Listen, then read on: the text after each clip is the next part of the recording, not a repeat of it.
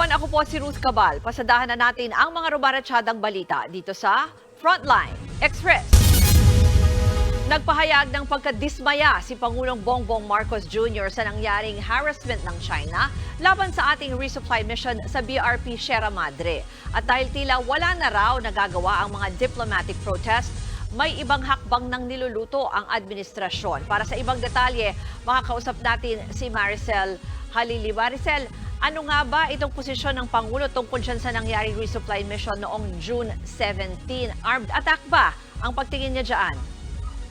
Ruth, malinaw yung paliwanag ni Pangulong Bongbong Marcos nang makausap natin siya kanina na hindi armed attack na maituturing yung nangyari noong June 17 dyan sa Ayungin Shoal dahil wala naman daw armas na pinaputok. Pero ang sinasabi ni Pangulong Bongbong Marcos, malinaw din na deliberate action yung ginawa ng China o sinadya para hindi matuloy yung resupply mission ng ating Philippine Navy. Pero ang sinasabi nga ng Pangulo, meron pa tayong pwedeng ibang gawin maliban doon sa pagsasampa, paghahain natin ng protest at yung demarche na umaabot na raw ng ilang daan. Pakinggan natin yung bahagi ng pahayag ni Pangulong Bongbong Marcos.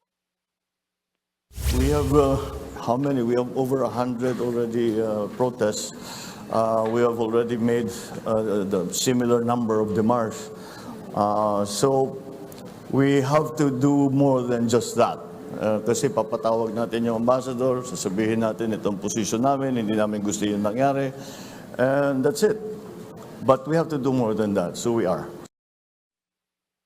Ruth, kanina nilinaw din ni Presidente kung bakit magkaiba yung naging pahayag ni Executive Secretary Lucas Bersamin at ni Secretary Gilbert Chodoro. Sinabi niya kasi na nung una iniisip nila na posibleng misunderstanding o aksidente. Pero klaro nila na hindi ito misunderstanding matapos yung pagbisita ni PBBM sa Westcom dyan sa Palawan at nakausap niya na yung mga mismong tropa natin na naka-experience nung nangyari. Ruth.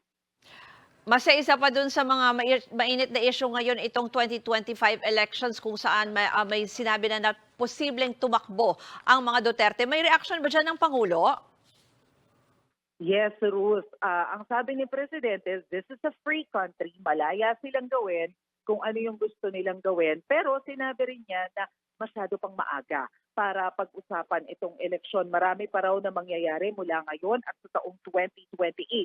Medyo magkakaroon na daw tayo kumbaga ng impormasyon, oras na simulan na yung paghahain ng kandidatura sa darating na Oktubre. Pero ngayon, tingnan pa daw natin kung ano yung mga posibleng mangyari.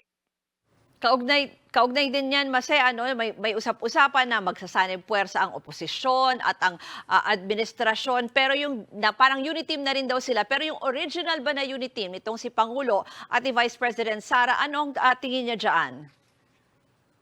Medyo interesting yung sagot ni Pangulong Bongbong Marcos tungkol dyan, Ruth. Kasi kanina, sinasabi niya, intact pa rin yung unity team.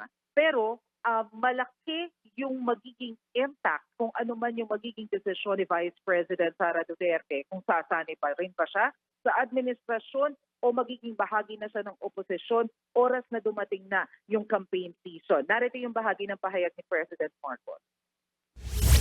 The unity team is still there, and if you look at the structure of the parties that ran together in the last election, that really hasn't changed.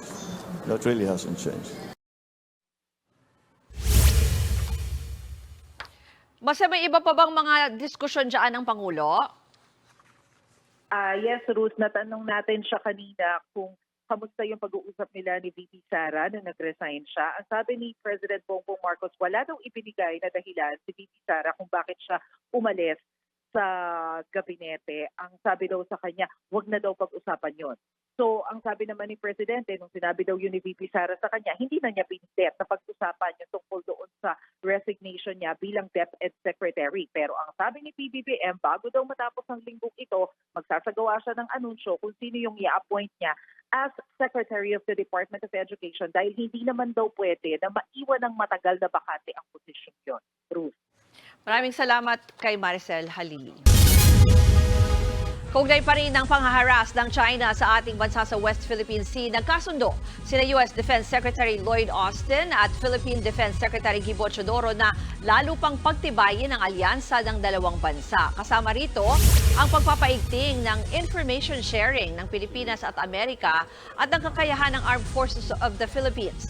Sa isang phone call, ginit rin ni Austin ang aniyay ironclad commitment ng Amerika sa Pilipinas. Patuloy raw na susuportahan ng Estados Unidos ang Pilipinas sa pagtatanggol ng ating sovereign rights. Masyado pa raw maaga para magkomento ang kampo ni suspended Bamban Mayor Alice Go sa mga bagong aligasyon tungkol sa pagkatao ng alkalde. Kahapon, inilabas sa pagdinig sa Senado ang NBI clearance ng babaeng kapangalan ni Mayor Go. Pareho sila ng birthday at kapwa pinanganak sa Tarlac. Hinala tuloy ni Senator Risa Ontiveros, ninakaw lang ni Mayor Go ang pagkakakilanlan para makatakbo sa politika. Ayon sa legal counsel ni Go, hindi pa nila nakikita ang nasabing dokumento. Dagdag pa ng abogado, madali na lang din naman daw mapeke ang mga dokumento ngayon. Meron tayong proseso para ma-validate natin kung totoo yung mga dokumento na yan. Para yung tinatawag nating authenticity and due execution of the document, eh malalaman lang yan pag na-scrutinize natin yan sa judicial process.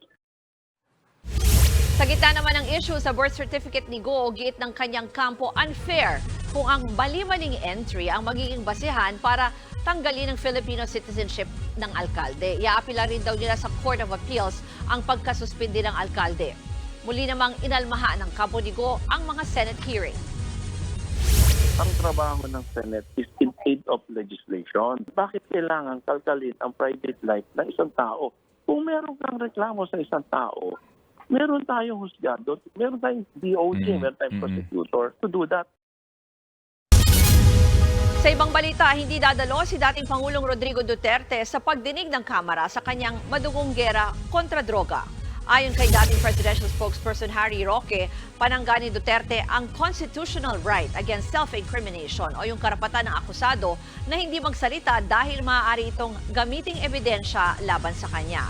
Pero dagdag ni Roque, hindi naman natatakot si Duterte na humarap sa kahit anong lokal na korte. Handa rin daw makipagtulungan si Duterte sa mga investigasyon pero dapat Pilipino ang mga prosecutor. Una nang inimbitahan ng House Committee on Human Rights sa kanilang investigasyon, sina Duterte at dating Police Chief Senator Bato de la Rosa. Marami pang aabangang balita sa pagbabalik ng Frontline Express.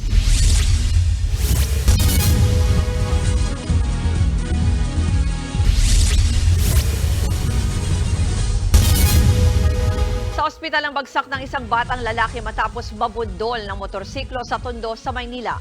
Sa kuha ng CCTV, kitang nakikipaglaro ang bata sa kaibigan nito sa gitna ng kalsada. Pero nang subukan ng bata na tumawid mag-isa, dito siya nasapul ng motor. Sa lakas ng impact, pati ang rider tumilapon sa kalsada. Kwento ng nakabangga, hindi niya daw nagawang umiwas sa bilis ng pangyayari. Inako naman niya ang pagpapagamot sa bata. Hindi na nagsama ng reklamo ang pamilya ng biktima.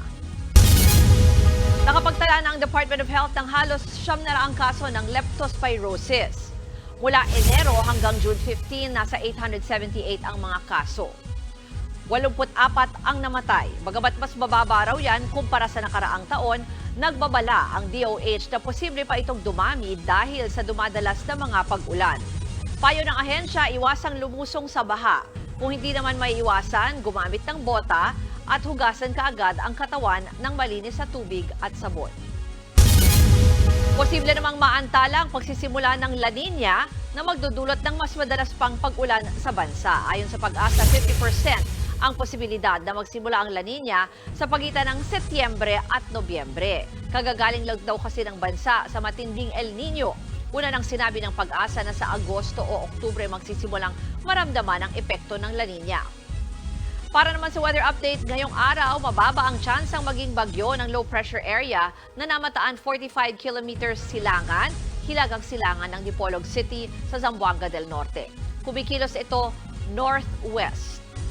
Pero dahil sa LPA at epekto ng Intertropical Convergence Zone, makararanas ng maulap na kalangitan at mga pag-ulan sa Dinagat Islands, Visayas, Mimaropa, Bicol Region, Quezon, Laguna at Rizal. Narito naman ang mga balitang dapat yung abangan sa Frontline Pilipinas. Sapul sa video, rider at kanyang sakay sumalpok sa truck sa Plaridel, Bulacan. Babae sa Cagayan de Oro City hinostage ng lalaking problemado sa kanyang utang. At K-pop group 17 pinakilalang UNESCO Goodwill Ambassadors para sa mga kabataan. You're a part of us. And your dreams are also 17 streams. Yan ang mabilis na pasada ng mga balitang dapat niyong malaman. Ako po si Ruth Cabal. Magandang hapon.